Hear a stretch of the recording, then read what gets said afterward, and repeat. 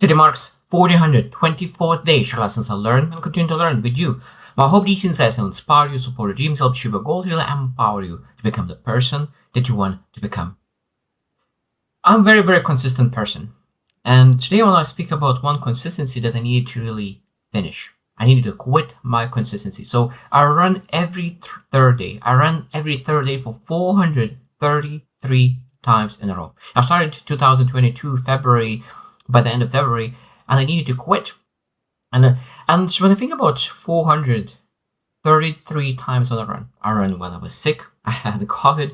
I traveled so many times. I moved so many times. I run in massive heat. I run in massive cold weather. I run in a storm, in a lightning storm, in a rainstorm, in massive wind. You just mentioned I was traveling. I was in conferences. There's so many things that I was running through things, but I need to quit because I injured my leg very bad, so I barely walk right now, and I will not be able to run for the next couple of weeks. And it's crazy how life sometimes humbles you. Like, sometimes there are some things that you do not have control over. I think that is so powerful to understand that. And I think that I would be very disappointed if that happened another time. But when I look into news that came out from United States, from all the things that happened, and when I look into my current situation, it's so minuscule for the things that really were happening in the last couple of days. And I think that my understanding what true men is and what they're supposed to look for, and I think what the consistency is the most important part, is try to be consistent. And I already proved myself that I'm able to be consistent. I'm able to go through difficult things to show up for myself. Because I said that for me, running is not just for health. For me, is running to develop my character, to do the right thing when you don't feel like doing anything. And I think that at the moment, maybe potentially there's a sign because it was such a small accident. It just totally put my leg in the wrong place when I jumped, and it just injures. It's such a interesting space. And I think that now maybe it was a sign to really say, like, okay, like, you showed that you're able to really move the brutal force forward. Maybe I don't need to use brutal force, or maybe I need to really more wisdom. Maybe I need to really find a better way. So there's a hard work and there's smart work. So now I know I'm able to do hard work. I'm able to push myself. I have enough willpower to do the right thing. But now maybe it's time for me to look at what could they do to be smarter, to do smart work. What are the priorities where I could delegate? What kind of areas in my life I could be more consistent at? And I will share 6 small lessons that I potentially could really get out of it, just to make sure that I'm able to really, because for me, always number one thing that always like something that happened, what lessons could I take from it? What lessons could I take from it? This is again one of my first questions all the time. I probably train myself. What lessons could I learn from it? And again, this is when I look at my current station, injured my leg, not able to really to be consistent in my runs. What do I need to do now? So number one is discipline is proven. Now we must to learn wisdom. That is the first. I already said that discipline is proven. I'm able to be very disciplined, but now I need to really make sure that I learn the wisdom necessary, that really I allocate my time, allocate my consistency on the things that could give me the most results. Because when you think about growth, some growth could be linear and some growth could be compounded. And I think that running is linear growth. But I like this challenge, when you do every single day something that challenges you, that is compounded growth. Because every single day, if you actually do something that you're scared of, that growth will compound, because you will able to do the bigger, better and better things. Again, this is a wisdom understanding of what kind of areas of your life you want to show your discipline, because you don't need to show discipline in every single area. But what you need to be disciplined in highest priority things. Because I think that my mentor used to say that so many people are majoring in minor things. What it means is that sometimes we do minor things so consistently, even though that this is not as important, and we sometimes, because we are so consistent at minor things, we are not consistent at major things. Second thing is that identity is greater than traits. It says I'm not 433 runner, but I think that I'm a person who really honors my commitments. I'm really determined to do things, and that means I will be able to show up. So this is my identity, that I show up this, no matter how much discomfort could it create. Because I could tell you that it was not felt good to go through the storm, through the massive rain, and you are running in the evening. There is nobody, only you running. And after a run, you feel good, 100%. But during a run, you don't feel good at all.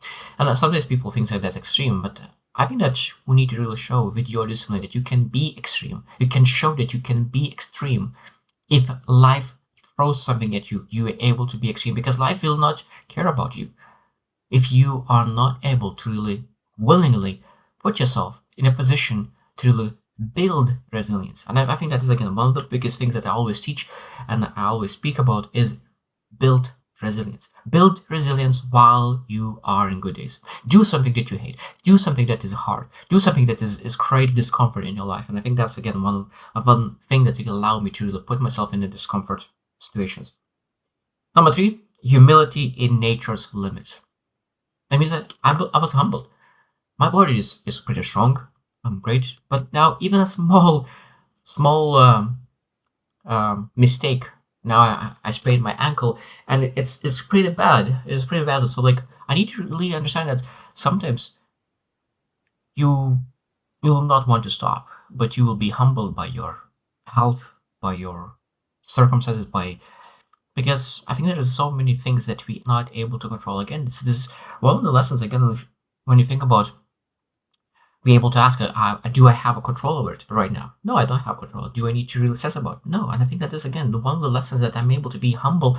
There is so many things in life will be that way, that even things that I don't like, but I don't have any control over it. So being able to let it go and really focus what I'm able to do right now, I think that's one of the most important parts.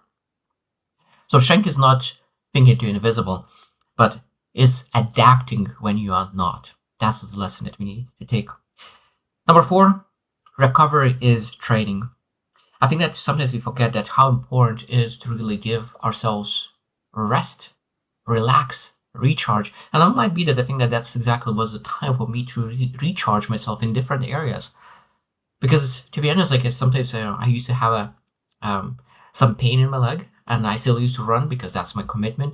I run all the time, and maybe this is a sign that I needed to really take a bigger break. I needed to really take a break and look into what kind of routines and habits could I build right now that could be the most beneficial for me right now.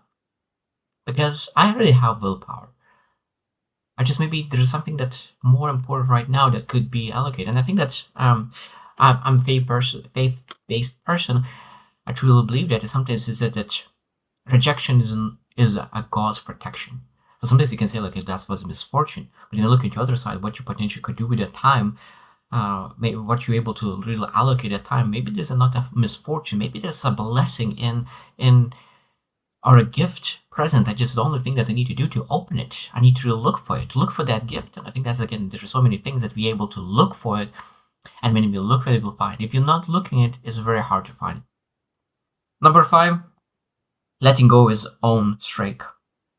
I think that letting go without self-judgment, because to be honest, like sometimes it might be difficult. It's still like I still find it's I'm fascinated that I don't get discouraged this time, because most time I would be discouraged, but and letting go because I just didn't have any control over it. Like I really loved having that streak 433 times every third day, 4 years running every third day through everything and everything. And I needed to stop that. I needed to stop this streak by such a ridiculous mistake, stepping wrong and making and injuring yourself. But again, letting go of that streak and really looking into different kind of streaks, I think is very, very important. And I think that is and this again number 6, and I think that is very important, is redefining winning. And I think that the moving to a different kind of streak. And I think that again, this is just I think that I will think about as well right now. Maybe be able to do like self-love challenge. loving yourself and show love for yourself every single day, or every third day do something that recharges you. Like there's some things that we can really look into our life as like, what do I want? I want more respect, I want more courage, I want more whatever it is. And I think that is very important. So like I want this, I want more wisdom, I want more knowledge, I want um more skill sets, I want more opportunities. So what could they do consistently in this area to be better, to have more?